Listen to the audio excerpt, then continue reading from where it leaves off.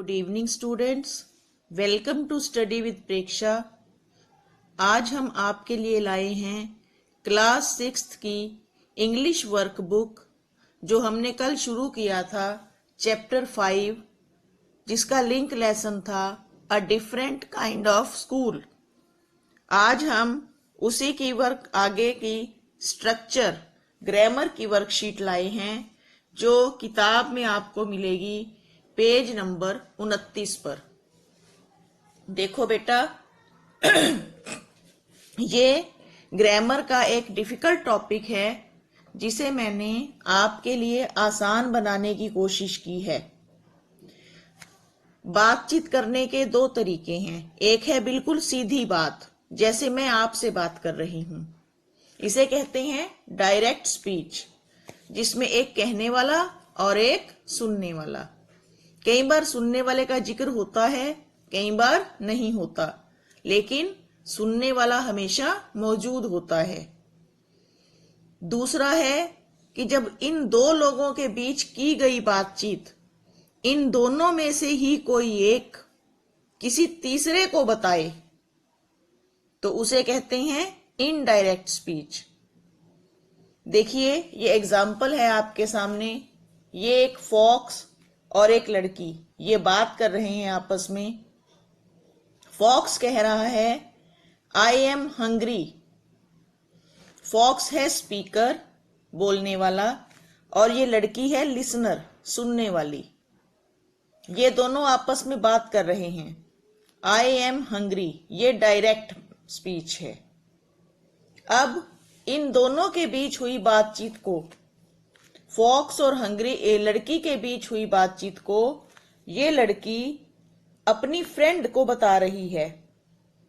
उसकी फ्रेंड उससे पूछ रही है व्हाट डिड द फॉक्स से, फॉक्स ने क्या कहा। तो ये लड़की उसको बता रही है the fox said that it was hungry. The fox said that it was hungry. अब इन दोनों में अंतर है। अगर हम इस सेंटेंस को लिखें तो आई एम हंग्री जो इस बबल में बना हुआ है ये कॉमास में लिखा जाएगा, और इसमें से कॉमास हटा दिए गए हैं। नीचे देखिए, ये आपके लिए एग्जाम्पल है 4 सेंटेंसेस में। पहला है द बॉय सेड, कॉमा। ये जो ऊपर उल्टे कोमे हैं इन्हें हम कहते हैं इन्वर्टेड कॉमास। कॉमा लगने के बाद इन्वर्टेड कॉमास शुरू हो गए हैं। इसका मतलब है कि इनके अंदर जो भी वाक्य है वो कहा गया है। The boy said, comma, inverted commas begin, I am happy, full stop, inverted commas closed. तो इसमें जो ये पहला हिस्सा है जो कॉमास के बाहर है वो है रिपोर्टिंग वर्ब। उसे हम कहते हैं रिपोर्टिंग वर्ब, कहने वाला। और जो कॉमा के अंदर हिस्सा है वो है रिपोर्टेड स्पीच, कही गई बात। दूसरा एग्जाम्पल देखिए, mister Ram said, comma, inverted commas begin, I can make a doll, full stop, commas closed. तो इसमें ये रिपोर्टिंग वर्ब है और ये रिपोर्टेड स्पीच। तीसरा sentence, Geeta said I will finish this work. तो गीता सेड ये तो हो गया हमारा रिपोर्टिंग वर्ब, क्योंकि गीता बात कर रही है और ये है वो बात जो गीता ने कही है। ये कॉमा के अंदर है, ये हो गई रिपोर्टेड स्पीच। फोर्थ सेंटेंस में जो कॉमा है, इन्वर्टेड कॉमा, वो शुरू में लगा है। ये देखिए, I may go to Delhi, commas closed, फिर कॉमा, ही सेड, एच छोटा हो गया, और ही सेड, फुल स्टॉप। ये इनसे उल्टा हो गया। इसमें देखिए, यहां गीता सेड के बाद कॉमा था और ये फुल स्टॉप कॉमा बंद होने से पहले लगाया गया था। परंतु जब रिपोर्टेड स्पीच पहले आ जाए तो कॉमा शुरू में, आई may go to Delhi, comma बंद, और फिर उसके बाद फुल स्टॉप नहीं है, यहां पे कॉमा है, ही सेड। ये रिपोर्टिंग वर्ब के बाद फुल स्टॉप है। इसमें रिपोर्टिंग वर्ब पीछे आ गई है और रिपोर्टेड स्पीच पहले आ गई है। अब डायरेक्ट स्पीच के दो हिस्से होते हैं, reporting verb, reported speech. Indirect speech एक ही सेंटेंस होता है, कोई उसमें इन्वर्टेड कॉमास का प्रयोग नहीं किया जाता। नीचे एक एग्जाम्पल दिया हुआ है और उसकी एक्सरसाइज है, हमने वो सॉल्व करके बतानी है। फादर और सन, इन दोनों के बीच बातचीत हो रही है। फादर पूछते हैं बेटे को, वाई आर यू क्राइंग, तुम क्यों रो रहे हो। Son, I need a packet of sketch pens. Father, don't cry, I will get the sketch pens for you. इसकी हम डायरेक्ट स्पीच से इनडायरेक्ट स्पीच में जब बदलाव करेंगे, चेंज करेंगे, तो वो कैसे होगा। इसमें कुछ प्रोनाउंस चेंज होते हैं। जो कॉमा के अंदर यू और यूअर होते हैं वो सुनने वाले के अनुसार बदले जाते हैं। कॉमा के अंदर जो यू और यूअर होते हैं वो सुनने वाले के अनुसार बदले जाते हैं। इस सारी बातचीत में सुनने वाला कौन है, बेटा। तो ये बेटे के अनुसार बदलेंगे और ही और हिम और हिज बन जाएंगे। यहां ये ही, हिम और हिज में बदल जाएंगे। देखिए इसका answer,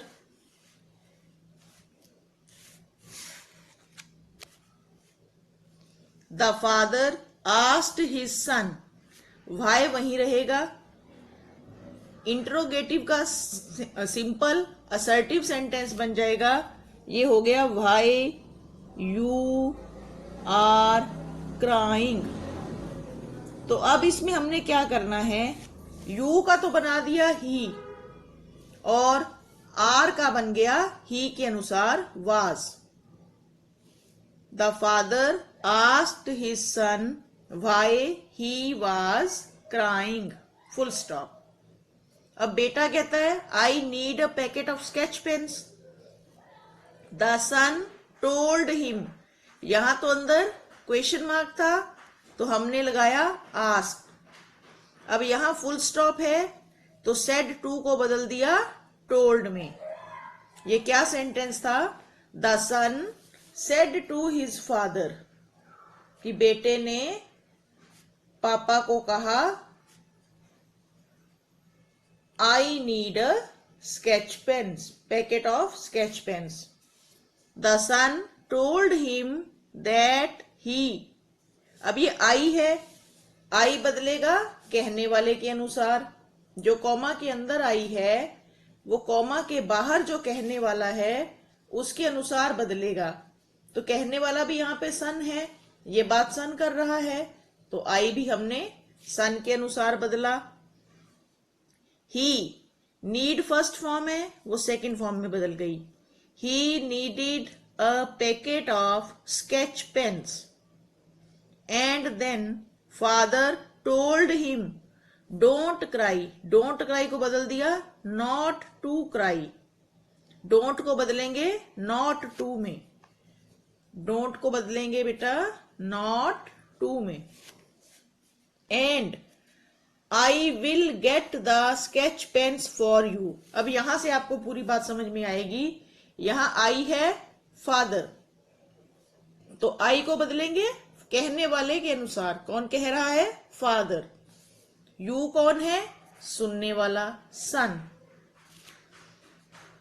and then father told him not to cry and he would, ये ही फादर के लिए आया, get the sketch pens for him, ये हिम सन के लिए आया, और विल का बन गया वुड। मदर, अब इसमें नेक्स्ट एग्जाम्पल देखिए। माँ और बेटी बात कर रही हैं। मदर, बेटी का नाम है रानी। मदर, रानी वेक अप। तो ये सेंटेंस कैसे लिखा जाएगा, mother said to Rani wake up, यानी कि कहने वाली है मदर, सुनने वाली है Rani. Rani, no I am not feeling well. Rani उत्तर दे रही है, नहीं मैं नहीं उठूंगी, मेरी तबीयत ठीक नहीं है। Mother, should I call a doctor? क्या मैं डॉक्टर को बुलाऊं? Rani, no I have already taken my medicine. मैंने दवाई ले ली है, डॉक्टर को बुलाने की जरूरत नहीं है। तो इसको हम अब देखिए इनडायरेक्ट स्पीच में कैसे लिखेंगे। Mother asked Rani to wake up. Rani told her mother that she was not feeling well. यहां ये शी रानी के लिए आया है, आई का बन गया शी, उसमें आई का ही बना था सन के लिए। Mother asked her if she should call a doctor, ये शी मदर के लिए आया है। Rani refused saying that she had already taken her medicine. Have का बन गया हैड। तो ये बहुत लंबा चौड़ा काम है, धीरे धीरे इसको करते रहेंगे हम।